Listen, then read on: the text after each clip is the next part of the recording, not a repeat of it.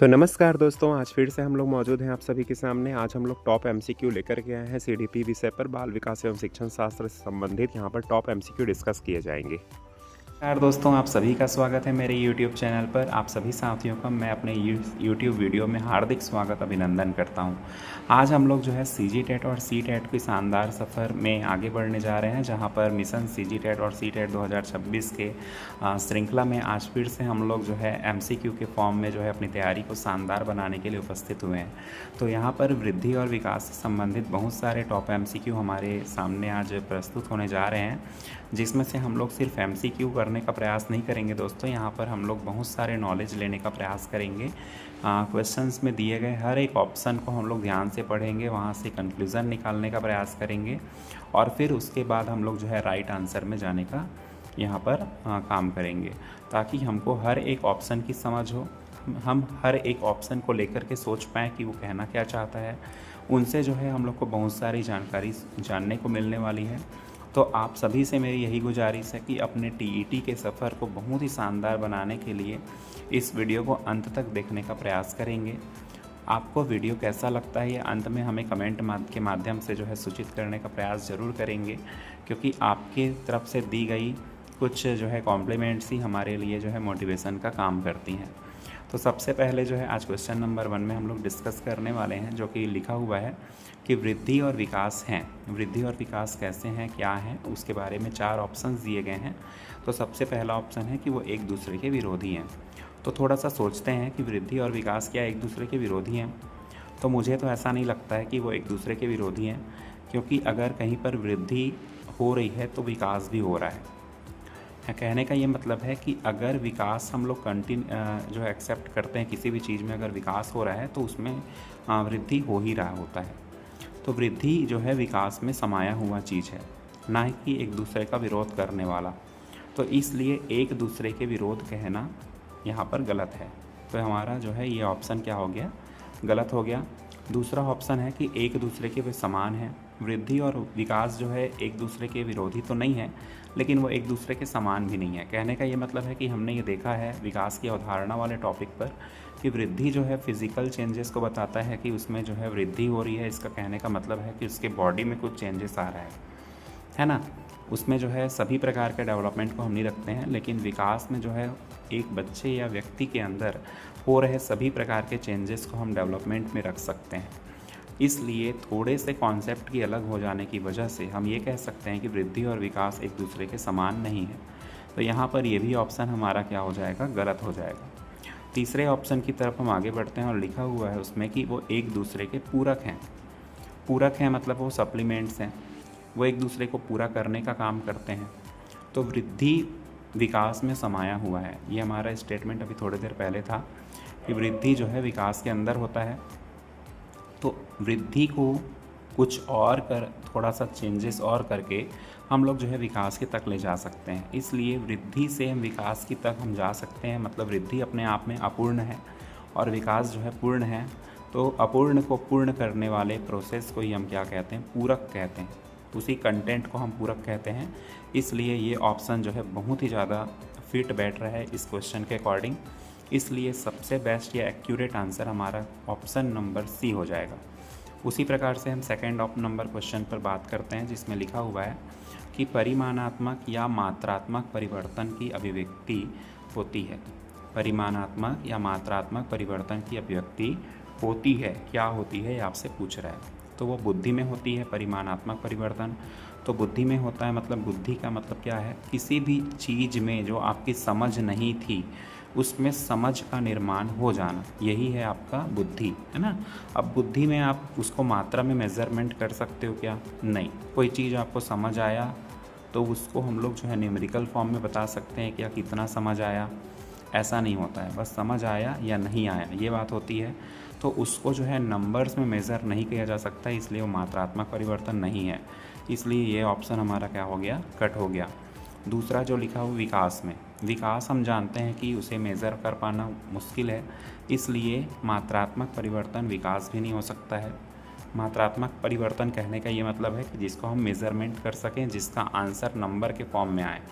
तो विकास का आंसर जो है नंबर के फॉर्म में नहीं आता है। क्योंकि इसमें हर प्रकार के परिवर्तन होते हैं और हर प्रकार के परिवर्तन को आप मेज़र नहीं कर सकते हो। तो इसलिए यहाँ पर लिखा हुआ है अभिवृद्धि में। अब तीसरा ऑप्शन अभिवृद्धि। अभिवृद्धि का कहने का मतलब है फिजिकल चेंजेस, शरीर के अंदर आने वाले सभी चेंजेस को हम लोग जो है अभिवृद्धि कह सकते हैं। तो यहाँ पर अभिवृद्धि का मतलब हाइट या हेल्थ है, इसको जो है मेज़र कर पाना पॉसिबल है, इसलिए जो है परिमाणात्मक या मात्रात्मक परिवर्तन अभिवृद्धि की अभिव्यक्ति होती है। इसलिए ये ऑप्शन जो है कौन से आंसर के साथ जाने वाला है, ऑप्शन नंबर सी अभिवृद्धि के साथ जाने वाला है। उसके बाद हम प्रश्न क्रमांक 3 में आगे बढ़ते हैं और यहाँ पर स्टेटमेंट को पढ़ते हैं कि विकास की प्रक्रिया जो है गर्भाधान से शुरू होती है और मृत्यु पर्यंत चलती है। बताइए कौन से सिद्धांत के अंदर हम लोग यहाँ पर बात कर रहे हैं। तो इसके पहले वाले वीडियो में हमने जो है विकास के बहुत सारे सिद्धांत के ऊपर जो है चर्चा की है, डिस्कस किया है। तो वहाँ पर जो है बहुत सारे सिद्धांत में से कौन से सिद्धांत पर ये स्टेटमेंट फिट बैठता है, आइए देखते हैं। तो सबसे पहले वैयक्तिक अंतर का सिद्धांत। यहाँ पर स्टेटमेंट से तो ऐसी कोई बात नहीं लग रही है कि यहाँ पर वैयक्तिक अंतर के सिद्धांत की बात की गई है। तो वैयक्तिक अंतर में क्या होता है कि एक व्यक्ति दूसरे व्यक्ति से भिन्न होता है, उसके विकास का जो है रेट जो है अलग अलग होता है, लेकिन यहाँ पर ऐसी कोई बात नहीं चल रही है क्योंकि यहाँ पर दो व्यक्तियों के बारे में बात नहीं की गई है। तो यहाँ पर ऑप्शन ए क्या हो जाता है, गलत हो जाता है। उसके बाद लिखा हुआ है कि सामान्य से विशिष्ट क्रियाओं का सिद्धांत। तो यहाँ पर किसी भी सामान्य या विशिष्ट क्रियाओं की बात भी नहीं की गई है, तो ये ऑप्शन भी हमारा गलत हो जाता है। तीसरा ऑप्शन लिखा हुआ है कि सतत विकास का सिद्धांत। अब सतत विकास, सतत का मतलब क्या होता है, कंटिन्यूअस। जो चीज़ निरंतर चलती है, लगातार चलती है, कंटिन्यूअस चलती है, उसी को हम सतत कहते हैं। तो यहाँ पर बोल रहा है कि विकास कब से कब तक चलती है, गर्भाधान से लेकर के चलती है, मृत्यु पर्यंत तक चलती है। जब से बच्चा जो है गर्भ में विकसित होना शुरू होता है, वहाँ से लेकर के मृत्यु होने तक जो है लगातार विकास चलती है। तो यही तो सतत है, यही तो निरंतर होने का जो है बात है। तो इसलिए हमारा ऑप्शन सी आंसर हो सकता है। इसके बाद हम ऑप्शन डी को पढ़ते हैं। विकास जो है सीधा न होकर के वर्तुलाकार होता है। विकास सीधा नहीं होता है, वर्तुलाकार होता है, बिल्कुल राइट है। लेकिन यहाँ पर ये स्टेटमेंट के अकॉर्डिंग ऐसी कोई बात यहाँ पर नहीं हो रही है कि विकास की प्रक्रिया जो है गर्भाधान से शुरू होती है, मृत्यु तक चलती है। इसमें सीधा और वर्तुलाकार की बात कहाँ से आ गई। तो ये भी ऑप्शन क्या हो गया, गलत हो गया। अकॉर्डिंग टू स्टेटमेंट ये वाला स्टेटमेंट हमारा जो है सही हो जाएगा, ये वाला ऑप्शन जो है सही हो जाएगा। Option C is correct for this statement. Clear. तो दोस्तों इसके बाद हम लोग जो है प्रश्न क्रमांक 4 में आगे बढ़ते हैं और यहाँ पर कुछ स्टेटमेंट यहाँ पर भी लिखा हुआ है, हाँ उसको पढ़ने का प्रयास करते हैं। तो बाल विकास को जो है अध्ययन के क्षेत्र के रूप में परिभाषित किया गया है। बाल विकास को अध्ययन के क्षेत्र के रूप में परिभाषित किया गया है, जिसमें से पहला ऑप्शन है कि मानवीय क्षमताओं में बदलाव की जाँच करता है। अध्ययन के क्षेत्र में इसलिए परिभाषित किया गया है क्योंकि वो मानवीय क्षमताओं में बदलाव की जाँच करता है। दूसरा ऑप्शन है कि वो जीवन भर जो है किसी व्यवहार की व्याख्या करना चाहता है। तीसरा ऑप्शन है बच्चों की तुलना में जो है वयस्कों से, वरिष्ठ नागरिकों से की जाती है। चौथा ऑप्शन है कि एक बच्चे की संज्ञानात्मक, सामाजिक और अन्य क्षमताओं के क्रमिक विकास के लिए जिम्मेदार बताता है। तो बाल विकास के अगर एक्यूरेट ऑप्शन को अगर हम देखें, अगर ये चारों ऑप्शन में से सबसे सटीक या सबसे सही आंसर अगर हम देखें, तो इसका अध्ययन का क्षेत्र किससे संबंधित है, टीचर से संबंधित है ना। जो उसको जो है हमेशा उसके साथ रह के उसको पढ़ाता है, उसे जो है कुछ जो है जानकारी प्रोवाइड करता है। तो इनका जो है टीचर के क्षेत्र से जो है संबंधित है। तो यहाँ पर अध्ययन के क्षेत्र में जो है अगर एक शिक्षक की बात आती है तो ऑप्शन डी उसके लिए बहुत ही करेक्ट है कि एक बच्चे की संज्ञानात्मक या फिर मेंटल जो है डेवलपमेंट को, सामाजिक मतलब वो समाज से कैसे उठता बैठता है, उसका मिलता कैसे है, उसके बारे में कौन कौन सी बातें करता है, क्या क्या वो अपने समाज से सीखता है, और अन्य क्षमता जो कि क्लासरूम में उसका जो है परफॉर्मेंस कैसा है, वो बातों को कैसे समझता है, ये सब के क्रमिक विकास के लिए जिम्मेदार बनाता है किसको, शिक्षक को। तो बाल विकास का जो क्षेत्र है वो अध्ययन के क्षेत्र की दृष्टि से सबसे ज़रूरी एक शिक्षक के लिए है। इसलिए इस क्वेश्चन के अकॉर्डिंग हमारा राइट आंसर हो जाएगा ऑप्शन नंबर डी। इसी के बाद हम लोग जो है प्रश्न क्रमांक 5 पर आगे बढ़ते हैं और इसमें यहाँ पर लिखा हुआ है कि विकास नहीं है। क्या नहीं है, ऑप्शन यहाँ पर दिए गए हैं 4 ऑप्शन। तो सबसे पहला ऑप्शन है कि वांछनीय दिशा में परिवर्तन नहीं है। वांछनीय का मतलब होता है आपके चाहने के अकॉर्डिंग अगर कोई चीज़ हो जाती है तो उसे जो है वांछनीय कहा जाता है। तो विकास वांछनीय दिशा में परिवर्तन, मतलब जैसा आप चाहते हैं वैसा परिवर्तन है कि नहीं है। तो एक प्रकार से अगर आप देखिए कि विकास का मतलब ये होता है कि डेवलपमेंट होना। तो क्या आप डेवलपमेंट नहीं चाहते हैं?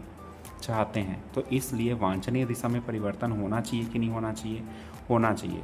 तो ये कौन सी बात कर रहा है? नहीं होने की बात कर रहा है। तो ये ऑप्शन हमारे नहीं होने में तो नहीं आएगा, क्योंकि ये होती है, क्योंकि विकास जो है वांछनीय दिशा में परिवर्तन होती है, इसलिए यहाँ पर ये ऑप्शन नहीं आएगा। एक बहु क्षेत्र परिवर्तन, बहु क्षेत्र मतलब कि विकास के अंदर बहुत सारे क्षेत्र शामिल होते हैं क्या?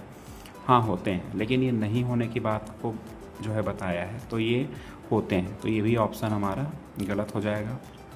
इसके बाद हम लोग जो है सी ऑप्शन को देखते हैं। एक स्वतः स्फूर्त चलने वाली प्रक्रिया है। स्वतः स्फूर्त का मतलब होता है स्पॉन्टेनियस। स्पॉन्टेनियस कहने का मतलब है कि अपने आप कुछ भी हो जाना। तो क्या विकास में अपने आप कुछ भी हो जाता है? नहीं, वो जो है सुनियोजित प्रक्रिया है, एक जो है क्रमबद्ध प्रक्रिया है।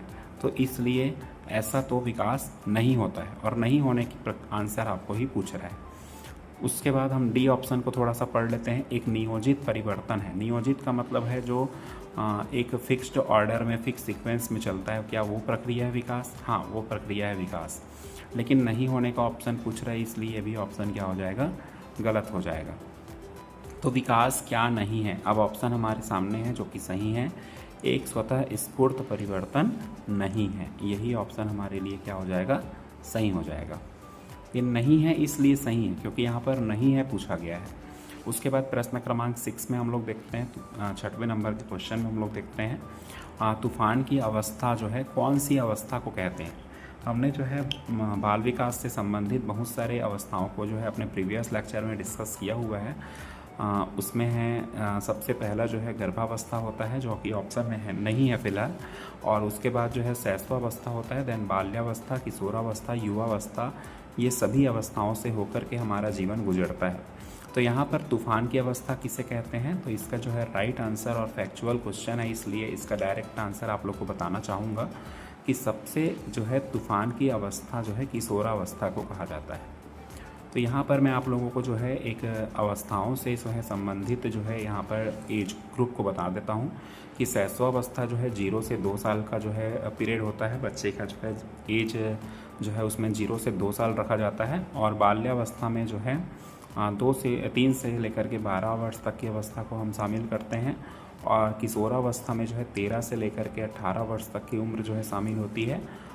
तो ये इस तरह से जो है हम लोग तूफान की अवस्था जो है किशोरावस्था की आयु को कहते हैं, क्योंकि वहाँ पर जो है बच्चा जो है असमंजस की स्थिति में जो है ज़्यादातर रहता है, इसलिए उसके जो है एक प्रकार से स्ट्रेस में रहने की वजह से हम लोग उस अवस्था को तूफान की अवस्था के नाम से जानते हैं। कौन सी अवस्था है? किशोरावस्था। याद रखने वाली बात है, बहुत ही ज़्यादा कंपलसरी है एग्ज़ाम के लिए।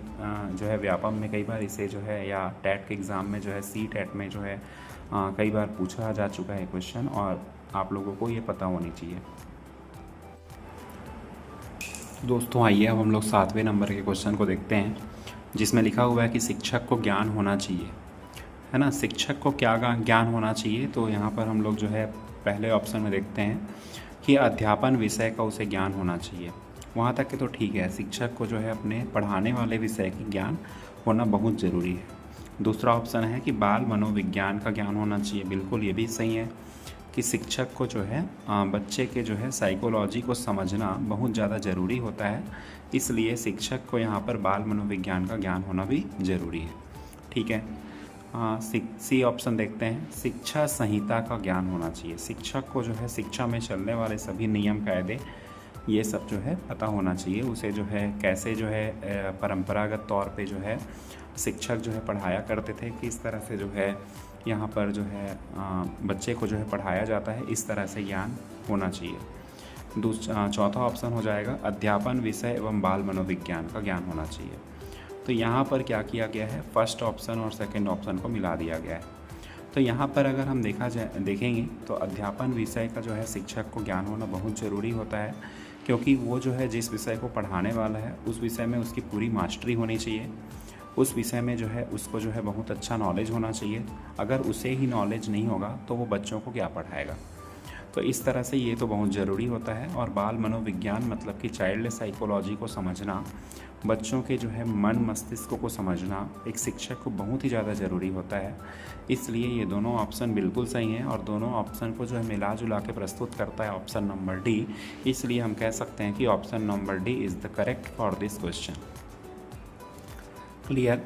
उसी के बाद हम लोग जो है प्रश्न क्रमांक 8 में यहाँ पर आगे बढ़ने वाले हैं और यहाँ पर लिखा हुआ है कि खिलौनों की आयु या फिर टॉय एज किसे कहा जाता है।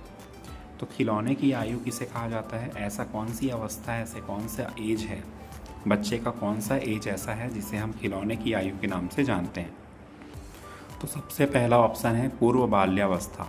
पूर्व बाल्यावस्था का मतलब ये है 3 से लेकर के 6 साल तक का पीरियड।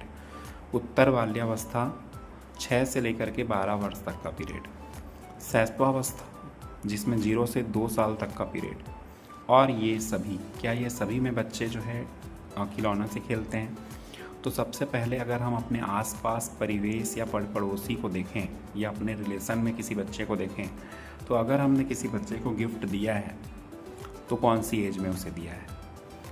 तो हमने मोस्टली जो है 3 से 6 साल तक के बच्चों को जो है खिलौने गिफ्ट में दिया है।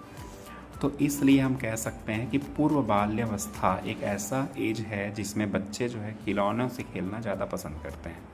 इसलिए यही कारण है कि पूर्व बाल्यावस्था के जो एज है उसी को हम क्या बोलते हैं, खिलौने की आयु या फिर टॉय एज के नाम से जानते हैं। प्रश्न क्रमांक 9 नंबर का क्वेश्चन ये है कि शैशवावस्था की मुख्य विशेषता क्या नहीं है। कौन सी ऐसी विशेषता है जो शैशवावस्था की नहीं है? तो ऑप्शन नंबर ए, सीखने की प्रक्रिया में तीव्रता होती है, तेज़ी से जो है बच्चे सीखते हैं। तो ये ऑलरेडी हम डिस्कस कर चुके हैं क्योंकि इस पीरियड में जो है डेवलपमेंट बहुत ही ज़्यादा फास्ट वे में चलता है। तो क्या नहीं है पूछा है जबकि विशेषता है, तो ये ऑप्शन हमारा गलत हो जाएगा। जिज्ञासा की प्रवृत्ति होती है शैशवावस्था में। बिल्कुल, एक शिशु के रूप में जो है उस समय जो है एक बच्चे में जिज्ञासा की प्रवृत्ति बहुत तेज होती है। हर चीज़ को वो जानने की प्रयास करता है, हर चीज़ को वो जो है पूछता है कि मम्मी ये क्या है, ये पापा ये क्या है, चाचा ये क्या है। तो इस तरह से जो है एक शिशु के रूप में जब बच्चा होता है 0 से 2 वर्ष की अवस्था में जब वो होता है तो वो हर चीज़ को जानने का प्रयास करता है। इसलिए उस समय हम कह सकते हैं कि उसकी जिज्ञासा की प्रवृत्ति होती है। अब शैशवावस्था की मुख्य विशेषता ये तो है कि जिसमें जिज्ञासा की प्रवृत्ति होती है, मतलब कि पूछा क्या गया है कि क्या नहीं है, तो इसलिए ये ऑप्शन मैच नहीं करता है। तीसरा ऑप्शन लिखा हुआ है चिंतन प्रक्रिया, है ना। तो बताइए कि शैशवावस्था मतलब एक शिशु के रूप में बच्चे चिंतन करेंगे क्या कुछ विषय को लेकर के एकदम ज़्यादा सोचेंगे, कुछ मनन करेंगे दिमाग से कि ऐसा क्यों हुआ, आज मम्मी बहुत ज़्यादा गुस्से में क्यों है, तो आज पापा को जो है क्यों चिल्ला रही है, या ऐसा बहुत सारा जो है लड़ाई झगड़े के बारे में या किसी भी जो है सक्सेस के बारे में या जॉब के बारे में बच्चे उस समय कोई टेंशन लेंगे क्या, कोई स्ट्रेस लेंगे क्या? नहीं। तो इस तरह से हम कह सकते हैं कि यहाँ पर चिंतन प्रक्रिया नहीं चलने वाली है शैशवावस्था के पीरियड में। तो इस तरह से ये जो है उसकी विशेषता नहीं है और नहीं होने का ही क्वेश्चन हमको आया है, तो ये यहाँ पर नहीं है। तो इसलिए यहाँ पर राइट आंसर हो जाएगा। जबकि यहाँ पर डी ऑप्शन को भी थोड़ा चर्चा कर ही लेते हैं, अनुकरण या रिपीटिंग द्वारा सीखना। तो शैशवावस्था में बच्चे जो है बार बार कोई भी बात को रिपीट करते हैं। और रिपीट कैसे करते हैं? अगर उनके आसपास मम्मी पापा या कोई भी जो है उनके भाई बहन या पड़ोसी जो है जो क्रिया करते हैं उसी को वो रिपीट करते हैं और उसी से वो सीखते हैं। तो इस तरह से ये बच्चे में ये विशेषता पाई जाती है। इसलिए हमको क्या नहीं है ये पूछा है, इसलिए ये भी गलत हो जाएगा। इस तरह से ये क्वेश्चन का सटीक आंसर ऑप्शन नंबर सी है कि उसमें चिंतन प्रक्रिया कोई विशेषता नहीं होती है। प्रश्न क्रमांक 10 में अगर हम यहाँ पर बात कर रहे हैं बाल्यावस्था जो है कौन सी अवस्था होती है, तो सबसे पहला ऑप्शन हमारा रहेगा 5 वर्ष तक बाल्यावस्था चलता है। दूसरा ऑप्शन रहेगा 12 वर्ष तक चलता है। तीसरा रहेगा 21 वर्ष तक चलता है और ऑप्शन डी में से इनमें से कोई भी नहीं है। तो बाल्यावस्था जो है बचपन का पीरियड कब तक चलता है? क्या 5 वर्ष के बाद समाप्त हो जाता होगा? नहीं, 5 वर्ष के बाद जो है बाल्यावस्था रहती है। तो 12 वर्ष के बाद जो है समाप्त हो जाता होगा। बिल्कुल सही है कि 12 वर्ष के बाद किशोरावस्था के जो है पीरियड में हम जो है प्रवेश करते हैं और हमारा बाल्यावस्था का काल जो है समाप्त हो जाता है। इसलिए बाल्यावस्था कब तक चलती है? 12 वर्ष तक चलती है। थैंक यू फ्रेंड्स, बहुत बहुत धन्यवाद आप सभी का। आपने वीडियो को इतना सपोर्ट किया, देखा, वॉच किया। आप सभी को वीडियो थोड़ा सा भी अच्छा लगा हो तो प्लीज़ चैनल को सब्सक्राइब करना ना भूलें और कमेंट के माध्यम से ज़रूर बताएं कि आपको वीडियो कैसा लगा। तब तक के लिए आपका धन्यवाद। Thank you so much.